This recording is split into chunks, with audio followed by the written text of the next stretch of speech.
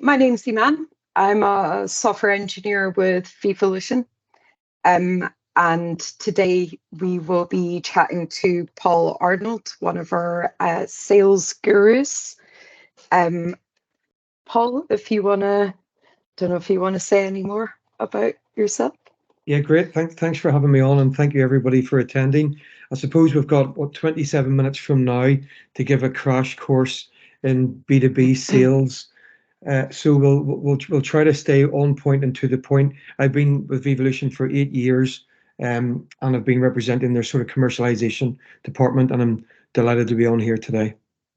Excellent. So, as said, lovely to have you, and we're here to discuss B2B sales tactics. Before we deep dive into that, how did you end up in sales, Paul? Yeah, so I graduated in IT, information technology, from university, and I guess there were two really big learnings that I had from that. One was to do something that you're not very good at and find something that you are comfortable at. And so I moved into sales 5 years, 5 long years after doing IT as a programmer. I used to do what you did. And then I've been in this game now for the last 17 years, and I really enjoy it. It's had a lot of challenges, a lot of ups and downs over the years, but it's good fun. Excellent. And the main topic is B2B. So what does that actually mean in layman's terms for someone that's not actively involved in sales? Sure. Yeah. So B2B stands for business to business. And there's really two main types of sales that you can do, particularly if you have a technical platform or a technical company. So B2B is business to business. And as an example, if I have a software product or a company, I can either choose to sell it into another business, or I can sell it to customer, which is B2C. And each of those has their different nuances and challenges. And why would you say B2B sales is important, or why have we chosen that as our subject for today?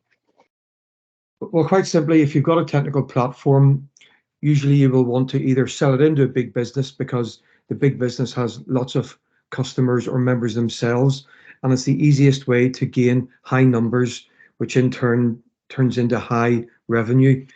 If you were to sell one product into one company and they have 1 million members, straight away you could get 1 million sales. If you're doing B2C, it can be very difficult because you have to grab the land mass, and you have to grab the customers one by one, which often takes millions of pounds worth of marketing. And you need to be really, really disruptive to succeed in that market. So effectively, if you're looking at B2B, you have access to that business's captive audience or market rather than having to generate your own.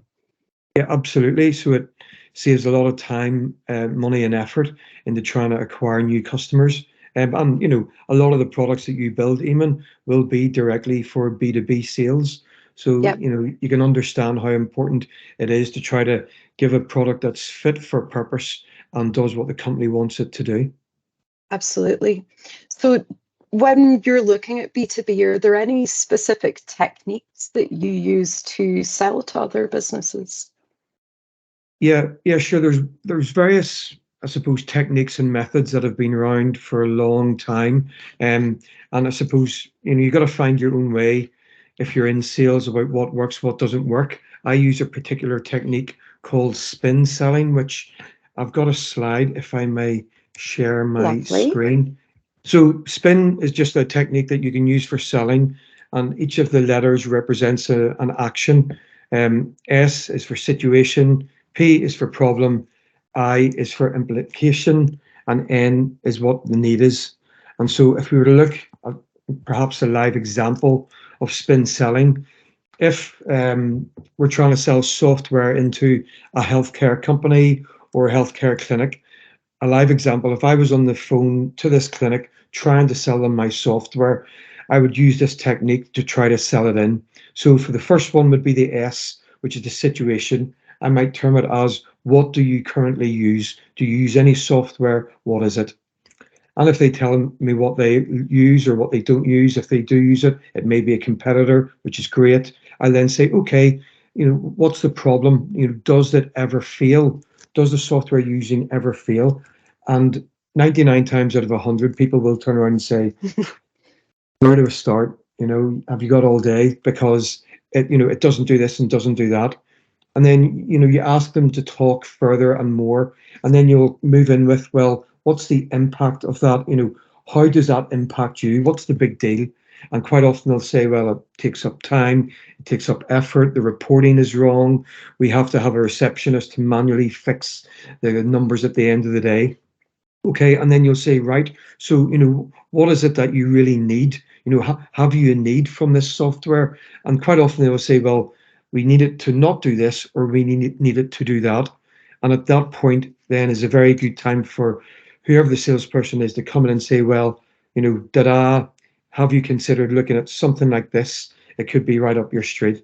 And so that's really how you go about spin selling. Excellent. And within that, so you've got your guide of how to approach sales, and that's really useful. I often think that also we learn a lot from failures and mistakes and how to mitigate them as well. What's your approach to that? What do you use what are the problems that come up when selling, and then what do you do to effectively mitigate or minimize that?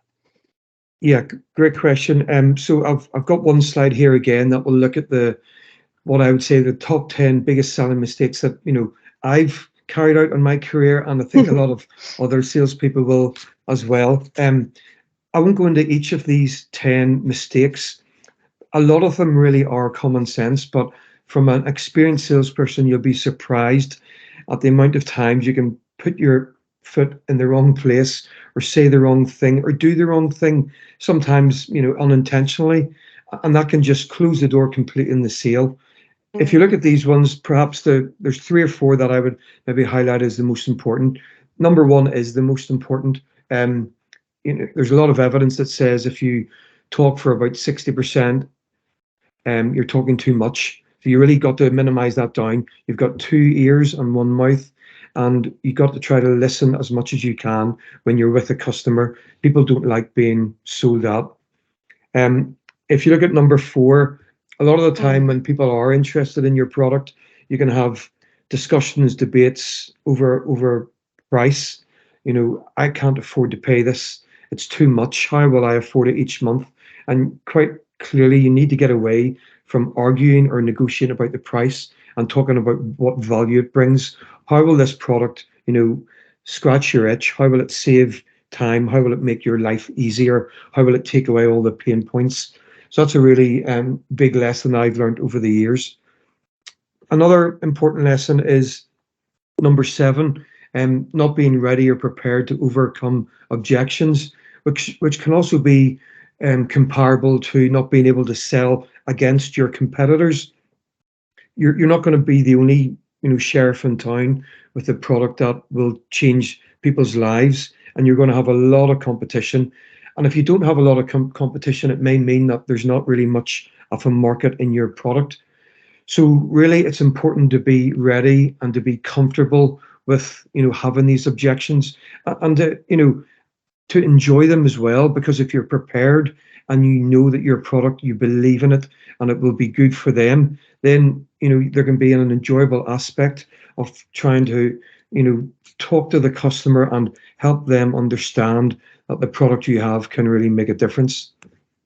And then if we maybe bring back down to another big error that often happens in selling is number 9, which again sounds very obvious, but particularly in this day and age when people are so very busy, quite often you can move from day to day, week to week with different priorities and different issues and problems that are in your life as well as the customer's life. So whenever you're online with the customer, you have to have done your homework. You have to be prepared with what their pain points are, and try to help them understand that you can understand what their problems are and really dig into that understanding.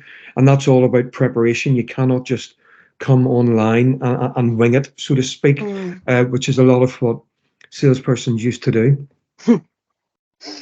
Another point, if I may add, just at the bottom, Sure, of like course. a bonus tip, Emman. various people can say, oh, well, this salesperson, they can sell ice to the Eskimo. They're so good at selling.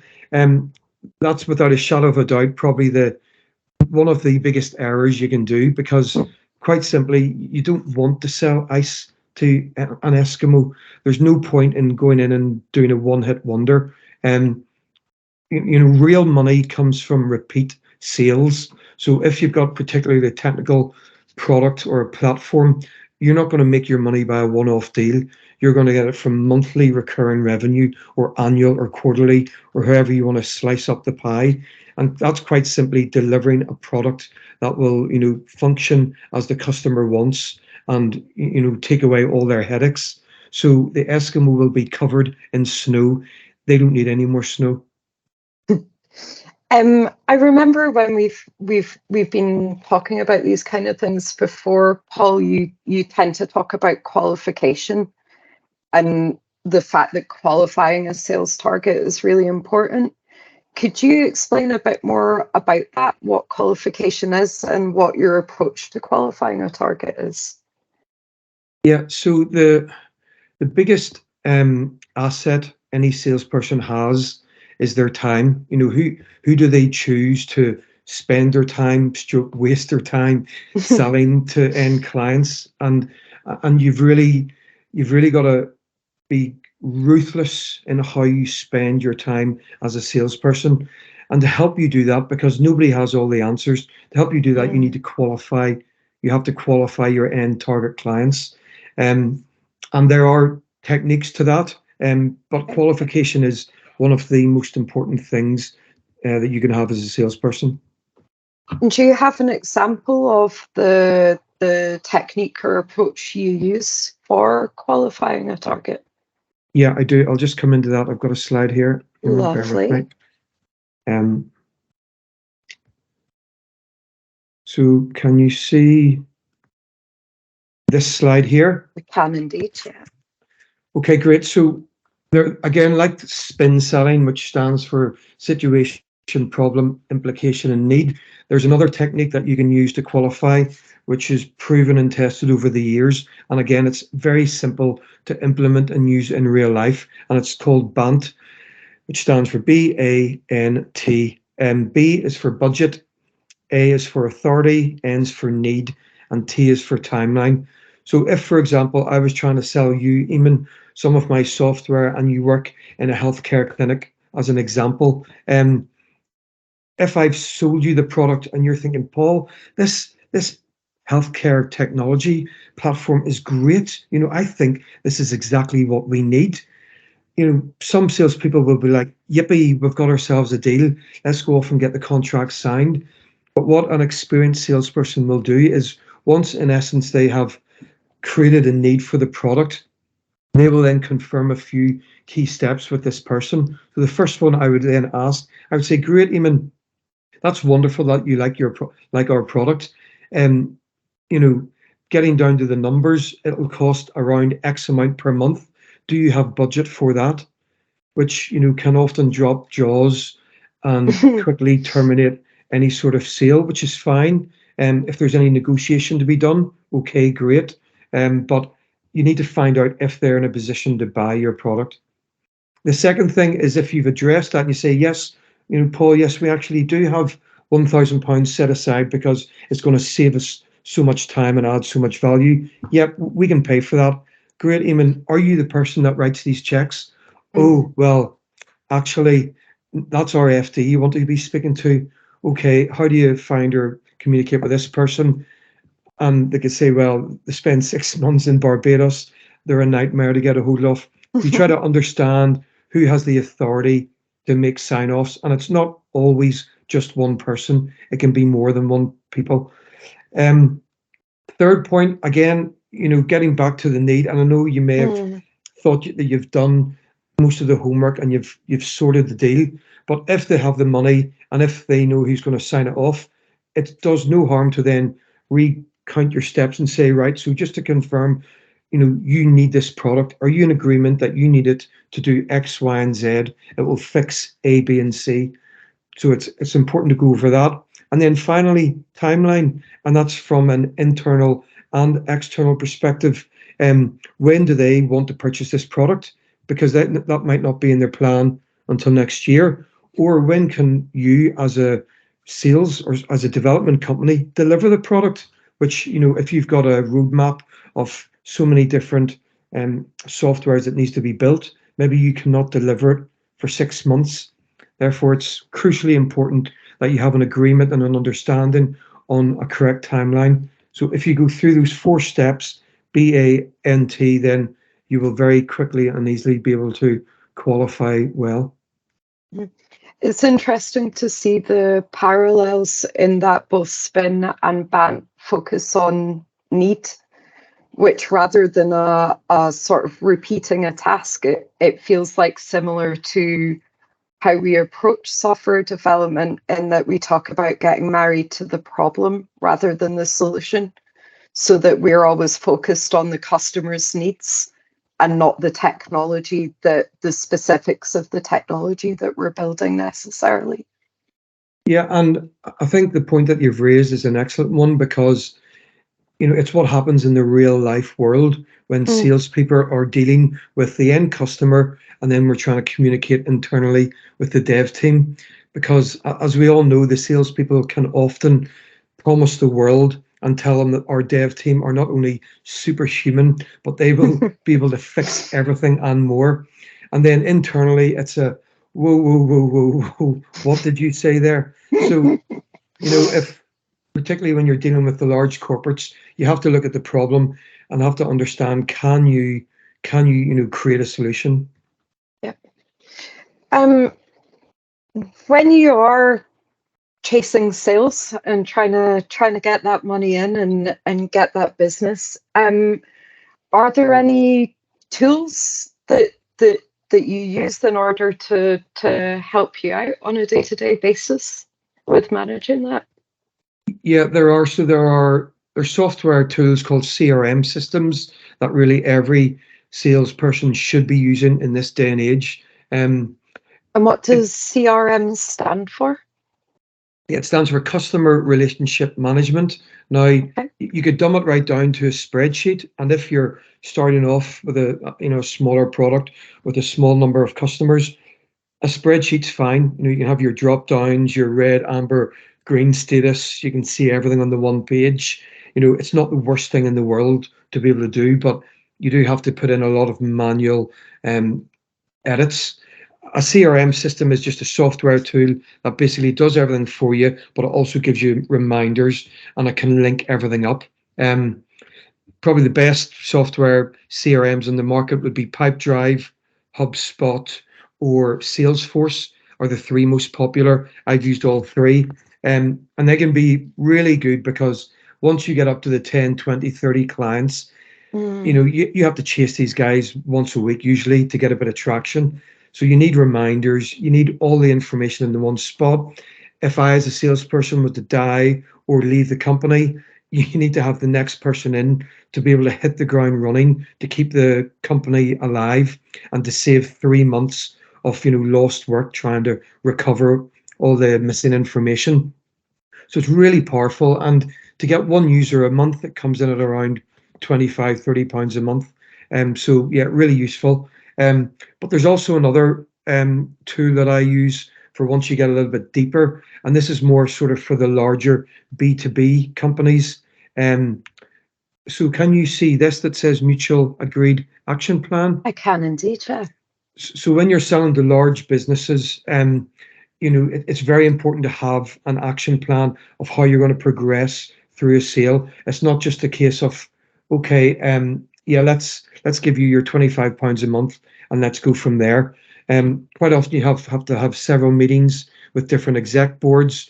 You have to do demonstrations, maybe proof of concepts or trials, because if these large companies like what you're producing and creating, and they're going to spend hundreds of thousands of pounds or millions to bring in a product, they've got to be sure that it's exactly what they want. So if you have a mutually agreed action plan, what this does, it keeps everybody right. It means that your end customer has agreed to what the next actions are to make the sale happen, to get the product into their company. And, that will go right from the early introduction, right the way through to the, onboarding and the kickoff meetings, and then the support calls. And that will all be married up with the contracts. But something like this is quite a nice sort of snapshot for that one customer, which you agree with them in advance. Excellent. And as much as the nerd and me would talk around theory and concepts all day, I think it's also really valuable to relate everything back to real world experiences. I wonder if you could tell us about a client that you recently sold for, how that played out, how those techniques fed into that success. Yeah, sure. I was representing a large healthcare company recently, and sorry, I think there's a question coming in there from Rose. Emman, I don't know if you can pick them up. No problem. Hang on, is it in the chat? Is it? So yeah, a recent client. It was a private medical insurance company, one of the big four, that have millions of customers. They had different key people to bring our product into. They had a lot of different executive boards to get clearance on the product. And you just got to stay in with them and on with them on a weekly basis with your mutually agreed action plan.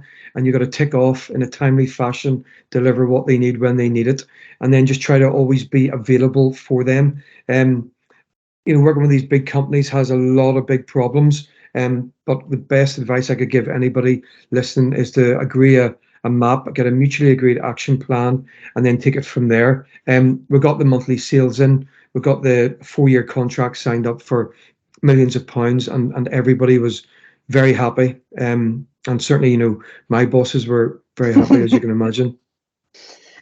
So we've got some questions in the chat. So could you explain to us what the difference in approach would be in broad strokes when you're talking about B2B versus B2C? Are there fundamental differences in how you would tackle that kind of sales target? Yeah, so quite simply, the marketing, which feeds into the sales, is probably the first and biggest difference. From a B2C, you market on the social platforms, you market one to many. From B2B, you got to market a lot more targeted and focused. And then you work with your sales team to ensure that the messaging is very consistent between your marketing and then your sales. And that's the biggest difference between B2B and B2C. I guess if you're thinking about B2C, the consumer base is a very diverse range of people, typically, even if your product is targeted at a specific demographic, your likelihood is that your real world users are quite a spread of different types of people. Whereas B2B, you're singularly focused on one business, their needs, and it's their responsibility to think about the wider consumer pool that they have at that point. Yeah, very much so. And when you're selling to B2B, you're often going in as perhaps a white labeled product, that nobody even knows what your product is. If, for example, you're selling software into Tesco, that software to the Tesco customer will have Tesco labeled all over it. So you've got to be very cognizant to that. Look, you're selling into Tesco and you're offering, their values and their needs. And that's a lot cheaper than the marketing to the B2C. That doesn't say that B2C cannot work with a small marketing budget. If you've got a disruptive product and you've got, a market that is ripe and ready for it, by all means, go for it. So, I don't want to discount any B2C sellers that are on this call. There's absolutely a market. There's a huge market. 8 billion people nearly in the world are B2C markets. So, And a really good question as well is it always one or the other? Are there instances where you can target both at the same time?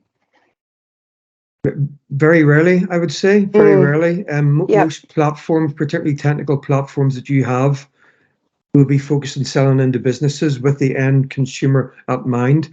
Can you bubble it up? I'm trying to think of a live example. Like a technical product platform that you could use. perhaps something like Dropbox, where you can go out and people can individually buy the Dropbox, but then Dropbox can represent from a corporate level, a large offering, and they'll have your corporate packages and then your consumer packages. So yeah, absolutely, it is able to do that. Yep. And another great question thrown in is, if you approach a business sort of having done your homework, believing that you understand what the problem or pain point might be for them, and your customer says, no, we don't have that problem. Where do you go from there? Yeah, well, I've got a phrase that I learned from somebody that they say refuse to lose. So you can't often get yeses in every sales call. In fact, very rarely will you get the straight yes, but try to come away with something. Try to come away with something, whether it's, maybe you're not interested. Might somebody else in your company be interested in what we have to offer? No, okay, is now not the time? Might you have time next year? Might there be a realistic timeline in your roadmap that this could be a good fit? No, okay. Might you have any other colleagues or competitors that you think might be, interested in any of this? And so you could come away with something if you keep asking them.